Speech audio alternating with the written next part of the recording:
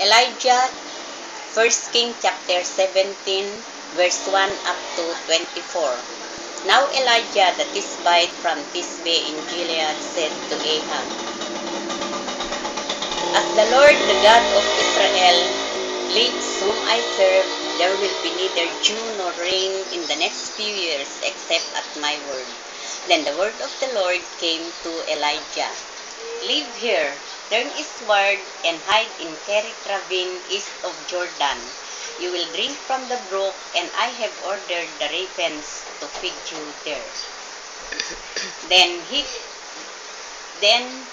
he did what the Lord told him. He went to Kerith ravine and stayed there. The ravens brought him bread and meat in the morning and bread and meat in the evening, and he drank from the brook. Sometime later, the brook dried up because there had been no rain in the land. Then the word of the Lord came to Elijah. Go at once to Zarephath of Sidon and stay there. I have commanded a widow in the place to supply you with food. So he went to Zarephath of Sidon. When he came into the dove gate, a widow was there gathering sticks. He called and asked, Would you bring me, please, a little water in a jar so I may have a drink? As she was going to get it, he called, And bring me, please, a piece of bread. As surely as the Lord your God lives, I don't have any bread, only a jug of flour in a jug and a little oil in a jar. I am gathering sticks to take home to make a meal for my son and for myself, that we may eat it and die. Don't be afraid, Elijah replied. Go home and do as what you have said. But first, make a small cake for me from what you have and bring it to me.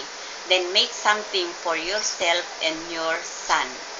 For the Lord, the God of Israel, said, A jug of flour will not be used up, and a jar of oil will not run dry until the day of the Lord gives rain to the land. He went away and did what Elijah said. So there was food every day for Elijah and for the woman and her family. For the jug of flour and did not use up, and a jar of oil did not run dry, in keeping with the word of the Lord spoken by Elijah. Sometime later, the son of the woman became ill. He grew worse and worse, and finally stopped breathing. She said, What do you have against me, man of God?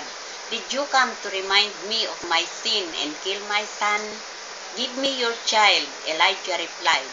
And he took him from her arms and carried him to the upper room of the house where he was staying, and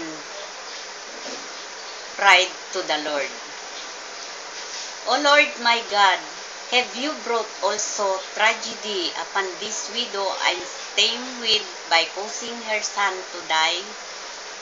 And he stretched himself 3 times out of the boy and prayed, O Lord my God, let the boy's life return to him. Then the Lord heard Elijah's cry, and the boy's life returned to him, and he lived. Elijah picked up the boy, bring down to the room of the house, and gave it to his mother. Look, your child is alive. Then the woman said, Now I know that you are a man of God, and the word of the Lord that comes from your mouth is the truth.